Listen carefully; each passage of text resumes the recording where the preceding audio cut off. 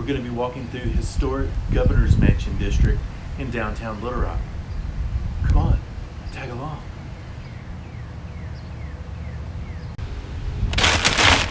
Hey, there you are. There's something just really cool and spooky about an abandoned house. A house that hasn't been lived in years, other than maybe a few vagrants that broke the windows and got in. But this is one of those houses. Freak out city. It's awesome. It'd be a great property.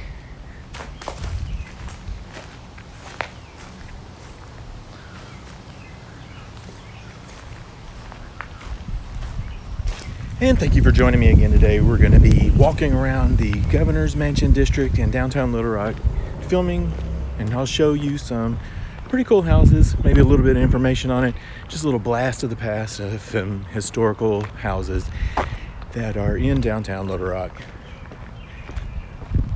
I will be making my first stop shortly at the Freudenthal House. The Freudenthal House, built in 1919, designed by Charles Thompson for Charles and Cora Freudenthal, if I'm getting that correct. Like I say, was made in 1919. Freudenthal was the partner of a general merchandise store of Freudenthal and Schwartz, located in Conway, and he made his daily commute to Conway. It's an Italian Renaissance style, which is characterized by such features as the low-pitched hip roof covered with tile, the symmetrical facade entry, small classical columns, and stuccoed walls.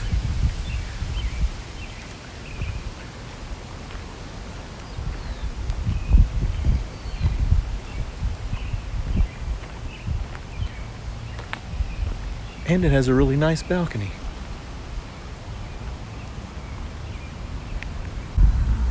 And located directly next door is the Boyle House, which was built in 1921-22. It was designed by Charles Thompson. Estimated cost to build this house in 1921 was $24,000. It was built for John Boyle.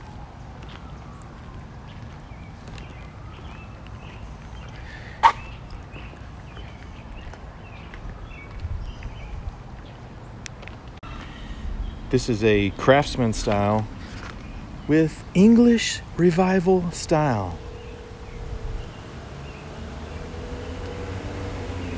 And just to be perfectly clear, I really know diddly squat about certain styles and what they should be labeled, like Victorian and Gothic. I think I kind of know Gothic, because they have gargoyles and pointy little intricate things on them. But I just did a small amount of research. You can look these up if you like. I just want to bring a little bit of visual history to some of these houses. This is the Marshall House, built in 1908, designed by Charles Thompson, of course. Among the specifications show that the house was originally wired for electric lights and gas lights. If you ask me, it kind of looks like the clock tower from Back to the Future.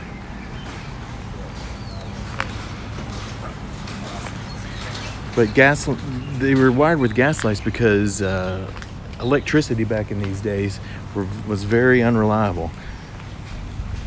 But I do like it. It does look like save the clock tower! Save the clock tower! Next stop is the Keith House.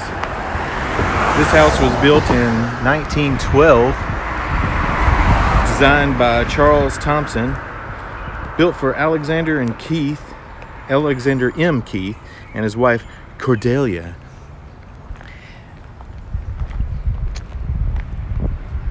Historically, this went about 3/4 of a century without any type of revisions or remodels on it, and it stayed in really good shape.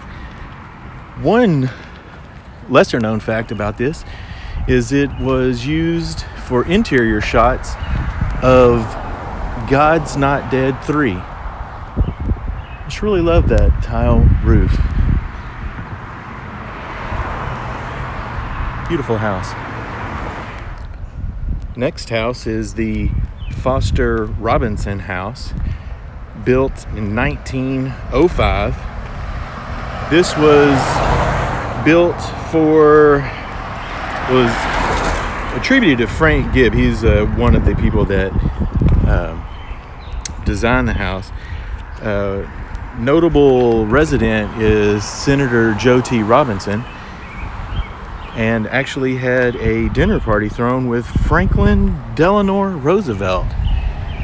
Now it stands as a residence and mystery mansion escape room, which I've been here a few times, and it's a really cool place to go. And then they also do weddings and wedding receptions out here in the back.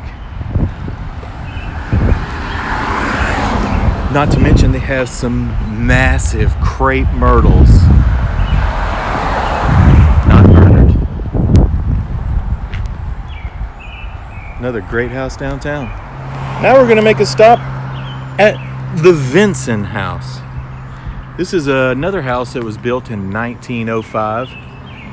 It is a colonial revival cottage. You can notice the small sloped roofs, wrap-around porch. Mrs. Vinson lived in the house for 45 years to about 1936 when she died. And as of right now, it's for sale. Nice sloping yard and this brick retaining wall. Just love a brick wall covered in ivy. Might have to do a little landscaping when you purchase this, but it is a beautiful house.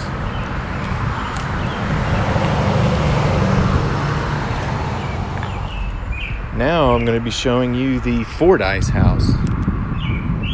This is an Egyptian architecture due to the haystack columns, which makes they look like, I guess, bundles of hay. And I don't know if you can notice this, but the actual house tilts in. I don't know what the name. I wasn't very good at geometry, but it tilts in from the side. So when you're looking at the side here, when you look at the side, it kind of tilts in this way, just at a small degree, and that's from the front, back, and sides. And this is quite a massive house. And look at the size of this retaining wall. I mean, this sucker's like 6 feet tall.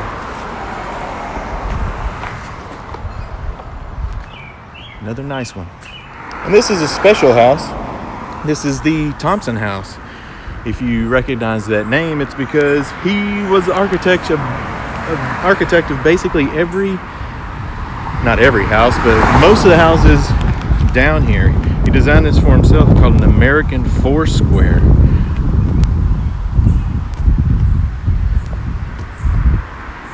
Charles Thompson lived in the house until his death on December 30th, 1959, at the age of 91. In the 70s, the Thompson House became the Institute of Psychic Science. It had a few little additions that drive-through carport because, 1906, were they really driving a lot of cars around? And in 1985, the house was rescued and rehabilitated as offices. Now I think it's a private residence. And now we're at the Dunn House, built in 1902 for Marion Dunn and his wife Jenny. It's a colonial revival cottage of brick rather than frame construction. It has a regular Queen Anne style floor plan, including round turret, which you can check out right there. Sweet turret with the rounded windows. a little bit of controversy surrounds this house because Marion Dunn had another house built, and once he did that, him and his wife were kind of on the outs, but Jenny still stayed here. And so one night, one of the housekeepers discovered her body lying in the floor in the kitchen. And we could only assume that it was probably through that back door. And although Marion was downtown at a bar, people thought it was kind of strange. Yeah, 3-layered house, nice tall windows. People thought it was a little strange and that maybe there was a little foul play. Still doesn't change the fact that it's a pretty cool house. All of these houses that I'm going to are relatively pretty close together. You can get to them quite easily.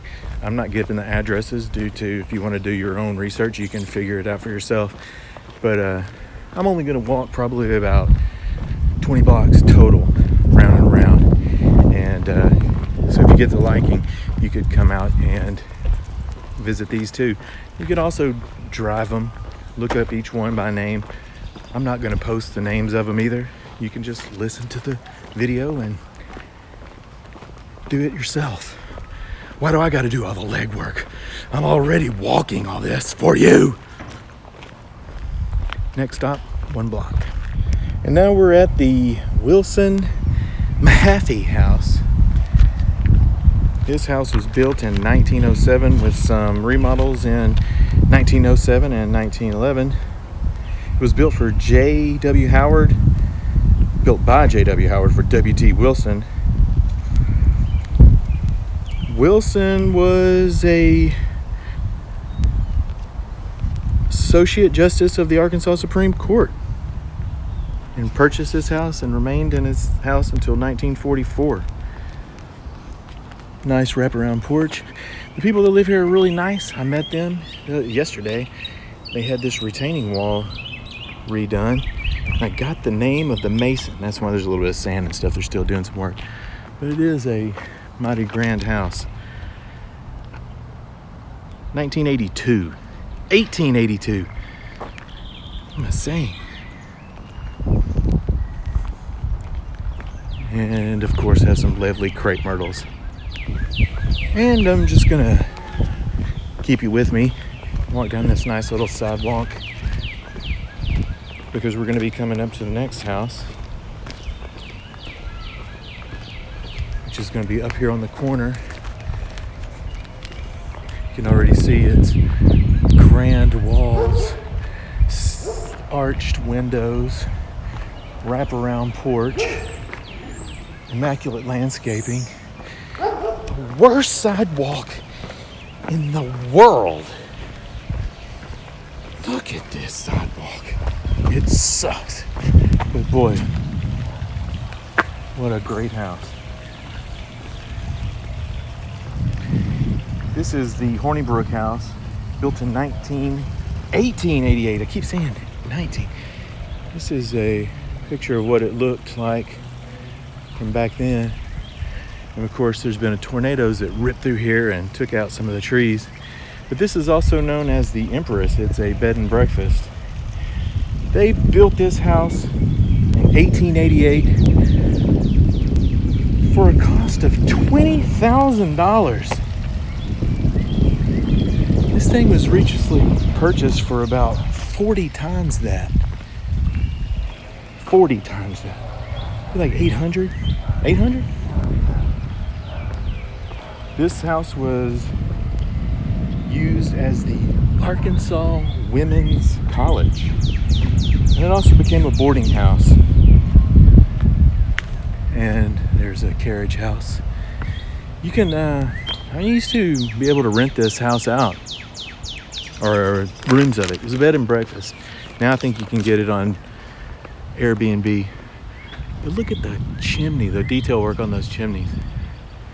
The weather vane. And on that right there, you can see the rock inlay above the windows. It's an old house. but good Lord, it is nice. Porch swing, wicker furniture, rattan as some people might call it. A nice fountain out front. Arkansas flag, and I think I don't know if I've stated this before, but the Arkansas flag looks like it was a Confederate flag, but it actually bears the shape of a diamond. God, look at the windows in that. Is that a turret? But we are the Diamond State because we have the only open to the public diamond mine. It's a state park in Murfreesboro, Arkansas, called the Crater of Diamonds. But if you get the hankering, golly, man, look at that sunburst up there. Pretty sweet. Stained glass windows framed. This is a jewel. That's a jewel. It's okay. Good job. You're doing a good job. Keep up the good work. You're doing a good job. Good job, boy. I'm currently walking up to the back door of my next house. Can you tell where I am? Have you been here before? Maybe, maybe not. This house is open at Christmas time. I'm probably on camera myself. But this is going to be a hand dig section only. Only hand digging. Do not dig with a shovel. Dig with your hands. I'll show you the front door. Just give me a minute.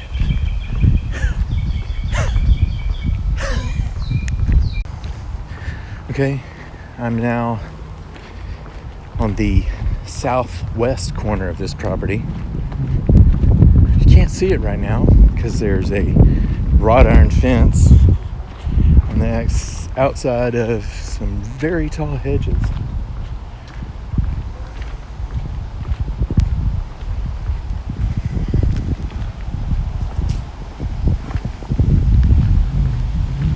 Some notable people that has lived at this residence are Mike Beebe, Mike Huckabee, current occupant Asa Hutchinson, most notably Bill Clinton.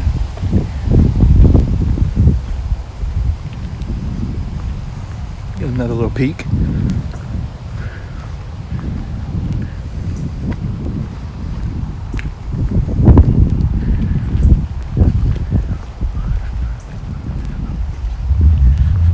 To look like gas lanterns, but they're really not. At least I don't think they are.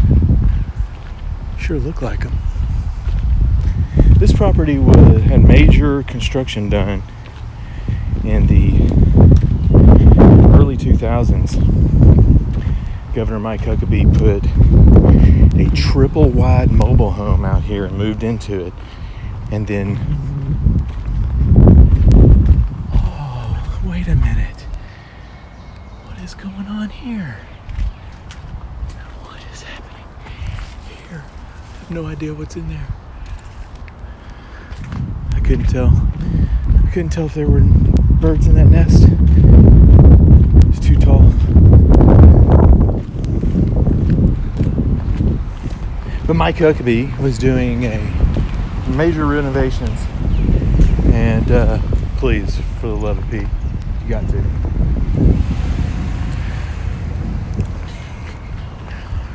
And I think that was actually the state police that pulled up beside me, filming the filmer.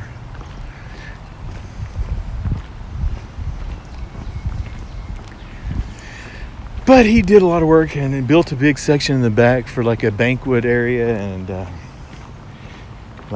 you could do parties and whatnot. And they opened this up at Christmas time. It's like a little open house, and the governor takes pictures of people, and Santa Claus is there. They have free cookies and drinks.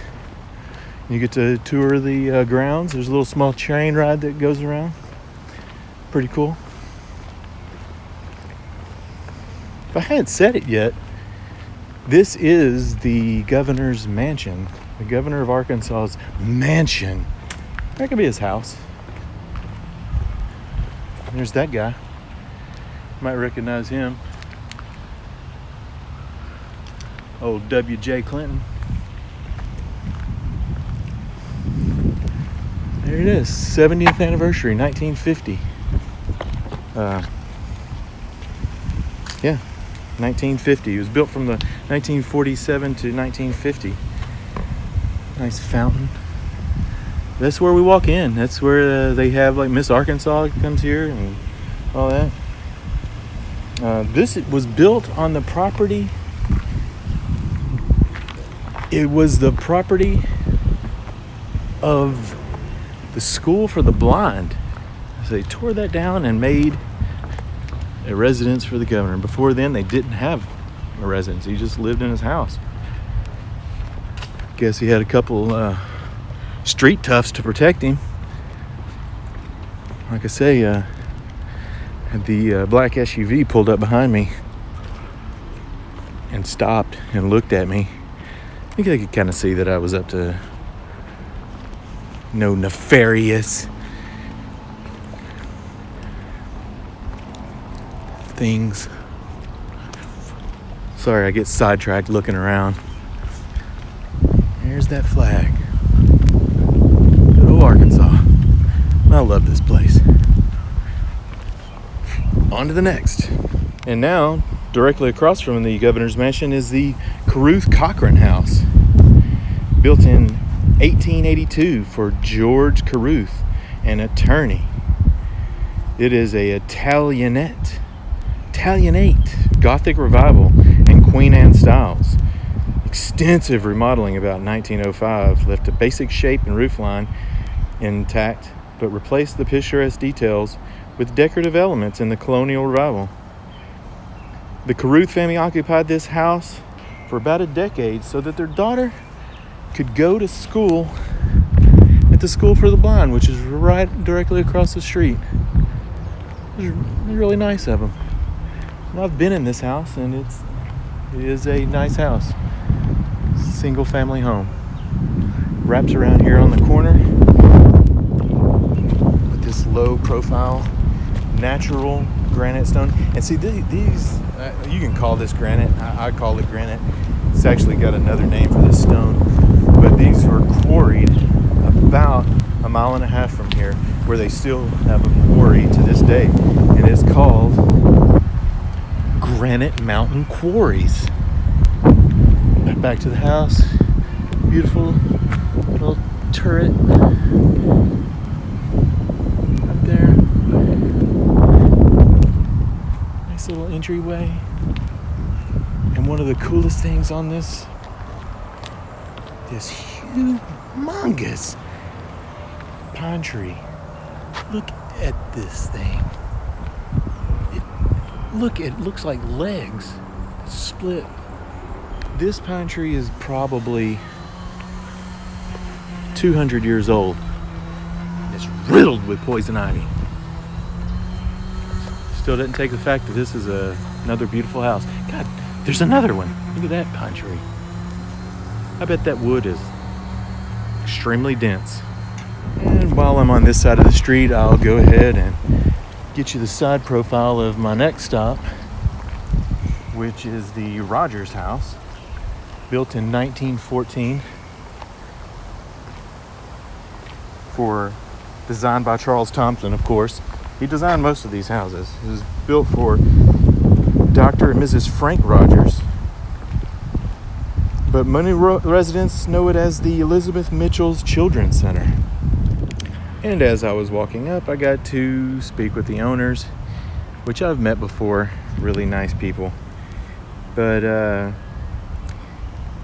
the house was occupied by the Rogers until the 1940s, and it was purchased by a chiropractor who used it both as a home and an office. The Elizabeth Mitchell's Children's Center, founded in 1884 as the Children's Aid Society bought the house in 1960. In 1982, when the Children's Center moved to a newly opened construction facility, the Rogers House was purchased for rehabilitation as a single-family residence, which it is that to this day.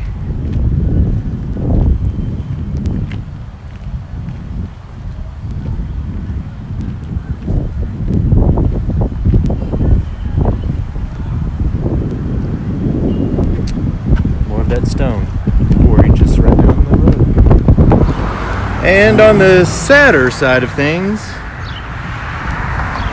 I am visiting the Vestal House, built in 1915 to 1916. Mr. and Mrs. Herman Kahn own this house, which is on Broadway and 17th Street. It has half of the property here. It has been in disarray for quite a while. It is a grand house. A American Foursquare. It's got the clay roofs. It has that landing up there.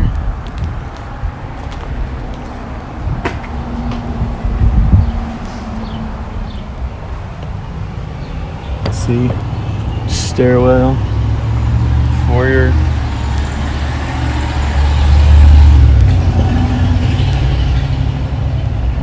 These are some golly, some really beautiful houses, but it's quite a shame. It's cost so much to keep these houses up in good shape, in good condition. It's nearly impossible. You got to be yourself a millionaire.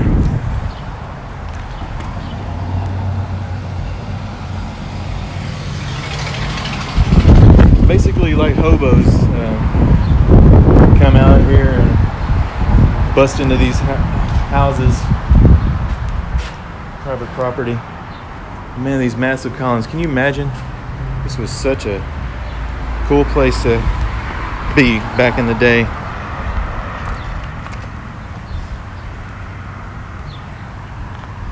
The porch's decorative terracotta trim based on the type of ornamentation used by Frank Lloyd Wright in his prairie-style houses.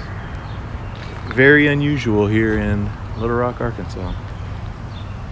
Sad shape for the Vestal House. Now we find ourselves on the corner of 17th and Broadway at the French England House. This was also designed by Charles Thompson. The French England House was built in 1905 for French Thompson. Two-story sunroom was added in 1914. If you're on the walking tour, it's number 22, which I have it as something to that effect. It's a square floor plan with hipped roof. It falls into the American Foursquare category.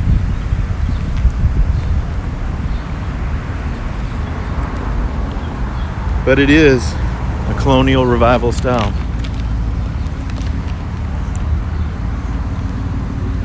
They do not want trespassing. And I can tell you why. Because if you live across from this place right here, you're going to have people urinating in your yard. That's a fact. And now we're catching the side, moving on to the front of our next house along this iron small fence, coming up to the Neal House. The Neal House, built in 1901, and it's got the cute little turrets up there too. Built for Ralph Neal, a bookkeeper for a grocery store. It has characteristics of Queen Anne and colonial revival style. It has Corinthian columns. Pretty nice. Here's what it looks like back in the day. Where are you? Where are you? Where are you? Stay still. still. Oh, there you are. And now that brings us to the Hemingway House, which is located here on Arch Street. William Hemingway and his wife Helen bought this property. He was an Arkansas Supreme Court. He was an Associate Justice on Arkansas Supreme Court. This is a Little Rock's most notable examples of Queen Anne style and one of the oldest surviving examples of Charles Thompson's work. Charles Thompson created or designed a lot of these houses around here, and this was one of the first ones that he designed. I love the porch and the little columns that are on the porch, and then that upstairs area that has the same matching columns. Pretty cute. And that squirrel seems to like it too. And this house is the Plunkett House, built in 1899. It was built for W.B. and Lila Plunkett. Can you guess who designed this house? Probably Charles Thompson. W.B. was the president of the Plunkett Gerald Grocery Company, a wholesale grocery firm which he was associated with until his death in the late 1940s. You can see there's some work being done on the back. This was apartments. Now it's trying to be, and it was a single family. Now it's trying to be apartments again. This is the main entrance. But then it also is on the corner, so it has this side entrance over here. Save the clock tower! Save the clock tower! No, this is not the clock tower from Back to the Future. This is the Gibbheimer House. Frank Gibb was trained as an engineer, and he designed houses also. This is his personal house till Maurice Altheimer bought it and used it. Lived here. He was a banker and a businessman, although he did have a law degree. He was the president of Twin City Bank of Little Rock. And these have the lions. Just recently we had some huge storms that came through, and this great big tree lost its top. No, it did not break off just like that. It actually broke off and then they sawed it. This house is massive. And there's a little pooch in the door, but the bark doesn't match. The bark doesn't match the dog. It's a magnolia. Of course, it's fancy wrought iron fence. And this is going to bring us across the street to our final destination,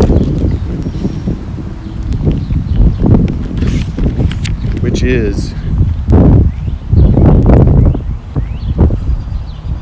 the Cornish House. And no, game hens were not invented at this house. This was built for Ed and Hilda Cornish. Tudor revival style.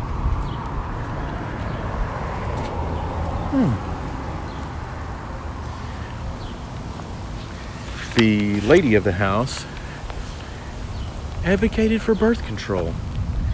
Here is a picture. It is a little bit different now. Here in the front. Revisit the front here. It's actually, I guess this is considered the front. This house was built on a whole city block. As you can see, it goes from one end of the block to the other. Let me get this picture of this again. There to there. Basically remains the same. This house was sold in 1934 for $10,000. 10 gur. It had just been on the market for $1 million and went down. It's fluctuated a lot.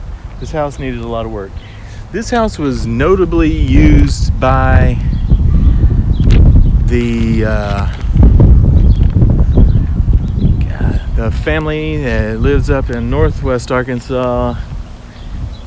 The Duggars. Holy smokes, I can't believe I was going to forget that. This house was used by the Duggars, and it was actually have a few scenes shot in it in their television show. But when she had one of their children and it had to be put in the ICU unit at Children's Hospital, they leased this house out. And it was during the wintertime, it was snowing. We came out here, and one of the little Duggar boys was building a snowman. It was so cute. I mean, they got like 18, 19 little Duggars.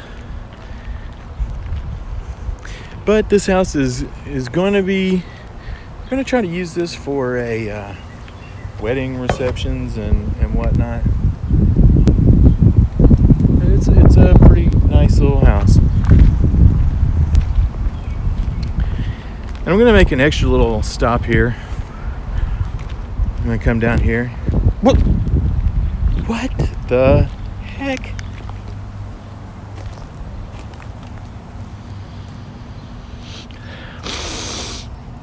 Why don't these suckers smell? No idea. But check out this wall. Some more of the rock stone that was quarried just about a mile from here. So I'm going to bring you to this house right here. This is a show home for P. Allen Smith. He has his famous house up on Y Mountain. But this is kind of like his little show garden home. You can see lots of flowers, landscaped immaculately. Inside of the hedges, you can take pictures and whatnot. I really shouldn't have sniffed on that flower so much. I'm gonna have to sneeze. Good Lord.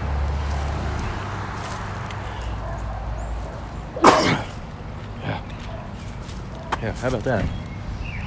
Oof.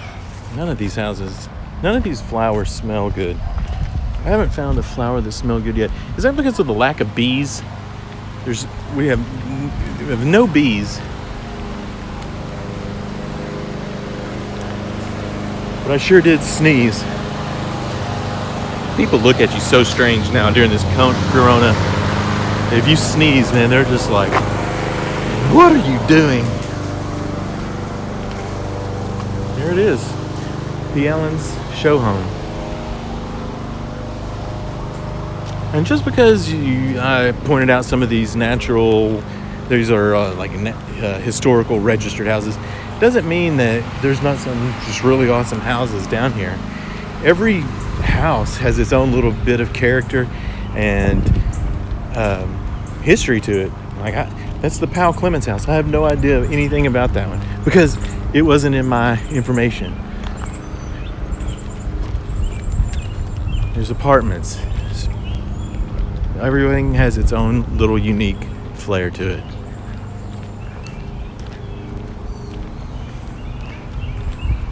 All of them. And that's going to about do it. I've shown you a good bit of historic houses around the Quapaw area, Governor's Mansion area. A lot of cool houses. I mean, just standing here, I'm look at this house behind me. It's historic, brand spanking new. I mean, this house was just built, and then this stucco house looks like it should be in New Mexico or something. It's awesome. But thanks for joining me. I hope you stuck with me this long for this little minutely informative walk around the governor's mansion. Always look both ways for safety, even though I did just walk in front of this car. So, go ahead and subscribe, like, which is thumbs up, thumbs down, whichever you prefer. I don't care. Doesn't matter to me. I mean, what is it? Does the algorithm say, oh, they hate this? I don't care if you hate it. I'm just doing this for myself. It's something to do. I hope you like it. What am I saying? I don't care if you like it. I'm sure I hope you like it. Anywho.